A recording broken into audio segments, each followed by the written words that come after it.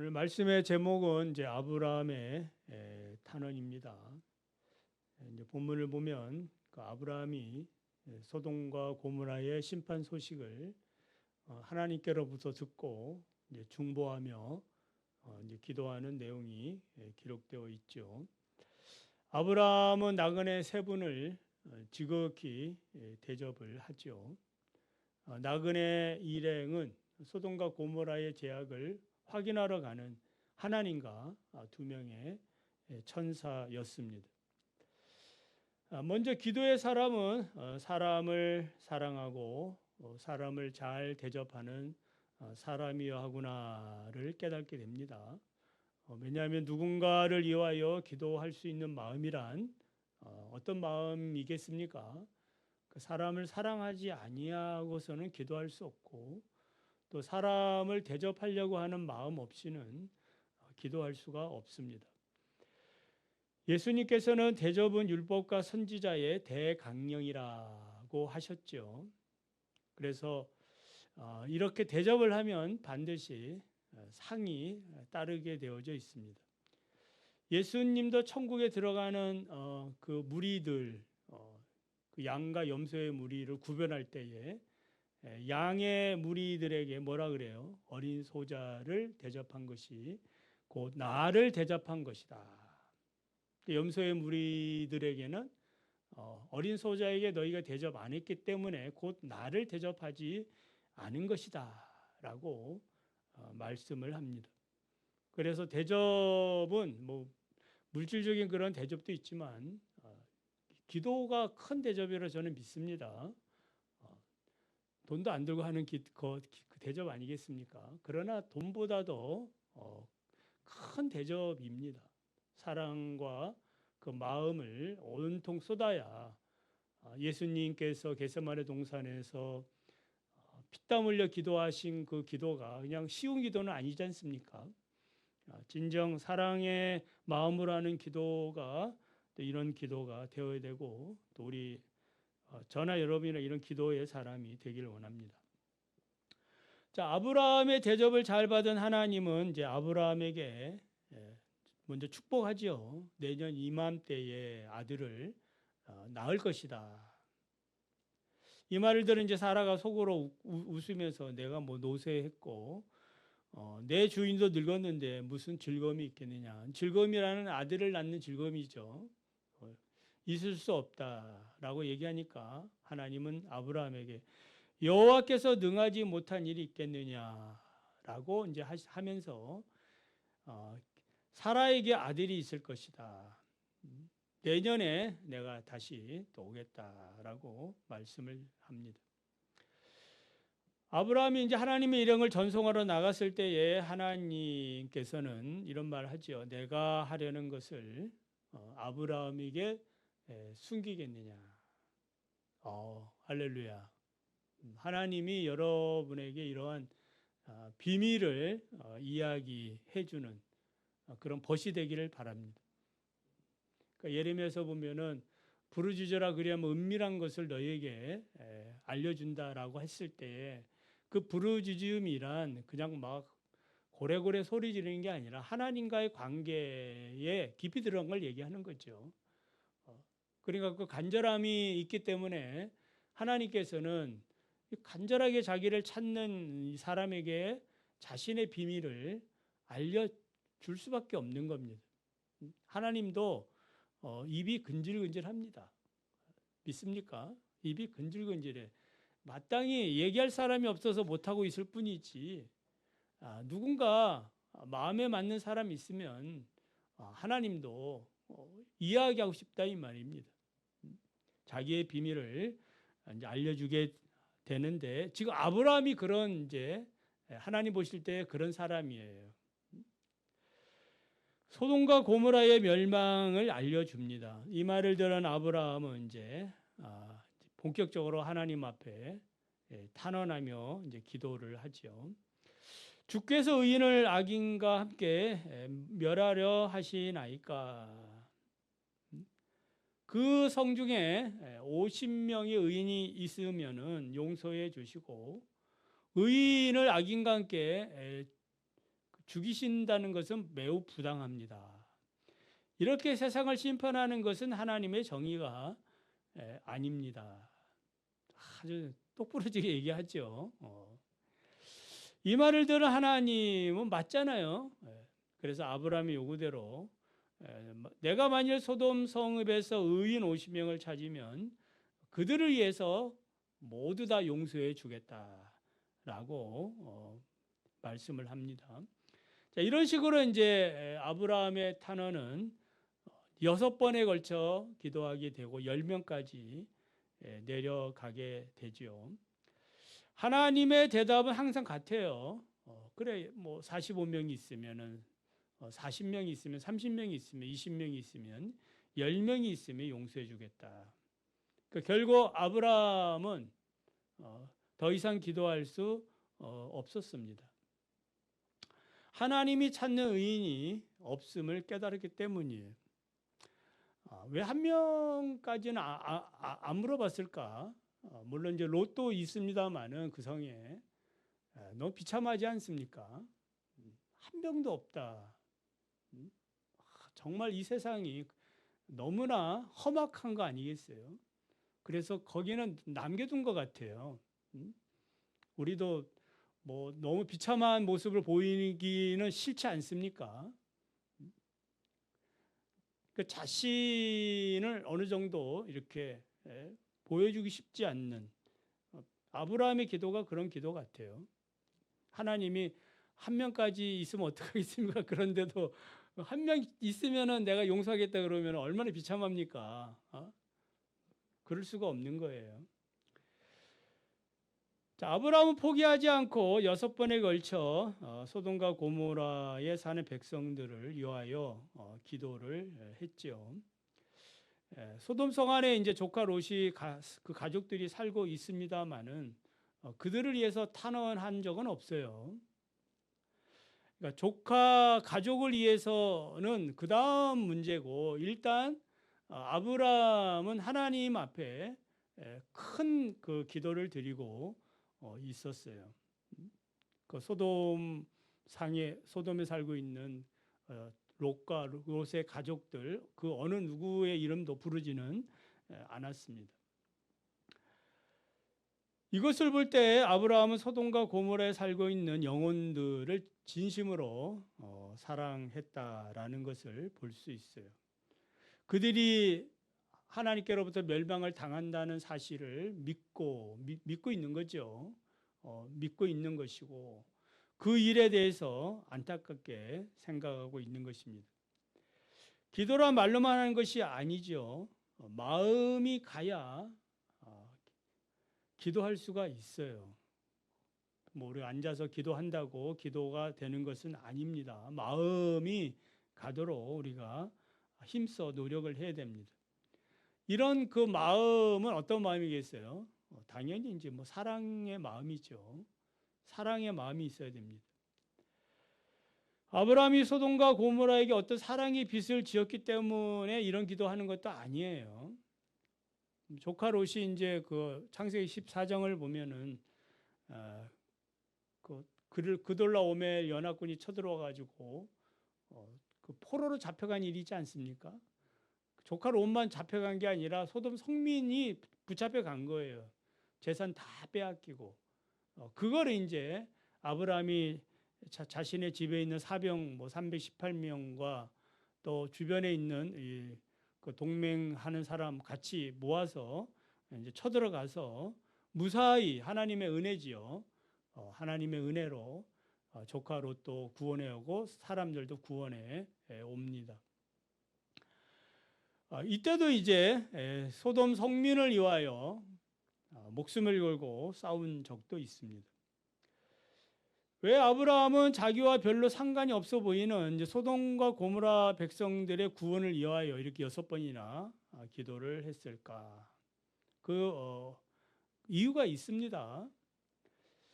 창세기 17장을 보면 하나님은 이제 아브라함이 99세 때에 방문을 하지요.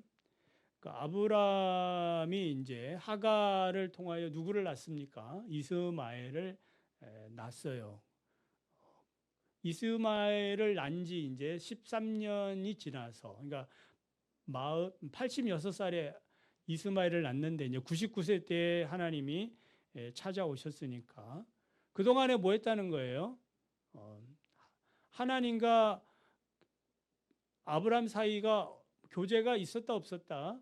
없었다라는 거지요. 교제가 단절되고 침묵의 시간을 보낸 겁니다. 하나님을 슬프게 했던 시간이죠. 아브라함도 답답했을 겁니다. 왜 하나님이 이렇게 교제하지 않았을까? 그것도 이제 깨달았지 않겠습니까? 하나님의 약속을 믿지 못하고 부인의 말을 듣고 어떻게 한 거예요? 첩을 통해서 아들을 낳긴 낳거든요. 근데 그건 하나님의 뜻이 아니었습니다. 하나님이 기뻐하는 일이 아니었어요. 그래서 이 침묵은 어떻게 보면은 하나님이 아브라함에게 주는 형벌이에요. 다윗이 그 밧세바와 사건에서 시편 51편을 읽어보면은 다윗의 그 간절한 그 기도의 내용은 뭐예요? 하나님과의 그 영적인 교제가 끊어짐에 대한 그 두려움이거든요. 그러니까 주의 성신을 거두어가지 말라달라는 그런 간구를 하는 것을 보게 돼요. 그러니까 하나님과의 이런 영적 교제가 얼마나 소중한가를 많이 가지면 가질수록 그것의 가치를 알아야 되는 것입니다. 자, 이때 이제 하나님이 99세 때 방문해가지고 하나님이 아브라함과 사라에게 해주신 일이 있죠. 그게 무엇입니까? 이름을 계명해 주십니다. 이제 할례 언약도 이렇게 이제 하긴 하죠. 자, 아브람에서 아브라함으로 사레에서 사라로 계명을 해 주셨어요. 이름의 뜻은 무엇입니까? 아브라함은 이제 한 가정의 아버지에서 열국의 아버지가 되라.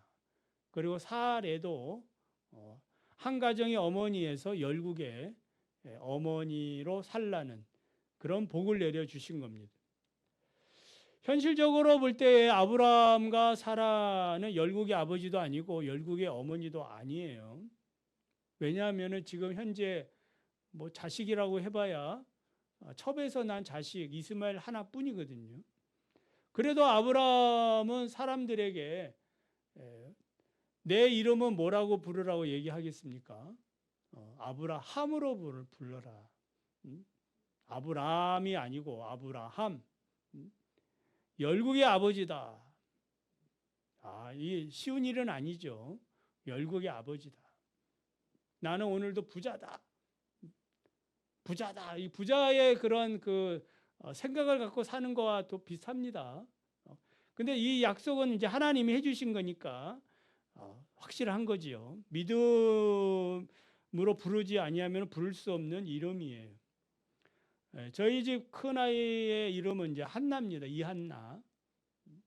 그러니까 은혜로운 사람, 자비를 베푸는 사람이 되라. 한나의 뜻이 그런데 그러니까 그런 사람으로 자라서 감사하지요. 우리 교회 이제 뭐 자녀들 중에도 뭐 다윗도 있고 이레도 있고 그 이름이 자기들이 자기 이름을 부를 때에 부담이 없기를 기도해야 됩니다. 그래서 당당하게 나는 누구다? 한나다.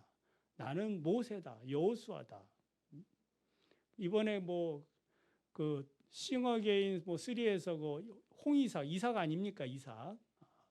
그 부모님이 선교사님이신데 이삭 성경 이름이거든요. 부담스러울 수 있지요.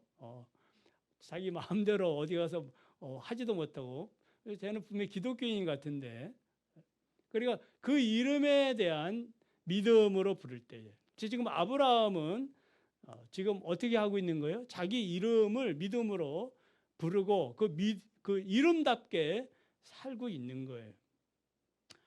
열국의 아버지로서의 축복은 무엇이겠습니까? 에덴 동산에서 아담과 하와에게 주신 축복의 회복이라고 볼 수 있어요. 이 세상에서 생육하고 번성하고 충만하고 정복하고 다스리는 이 복을 하나님은 누구에게 주신 거예요? 아브라함이 주셨고 그 아브라함의 후손들에게 주시고 그리스도 안에서 예수 그리스도를 믿는 사람들에게 다 주신 그 복이에요. 그래서 이 복을 받은 사람은 복 받은 자의 책임이 있는 겁니다. 그러니까 책임 있는 자세가 필요하다 이 말이에요.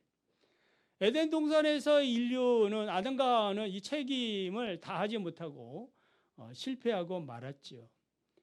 자, 아브라함은 이제 이 책임에 대해서 어떻게 하려고 하는 거예요?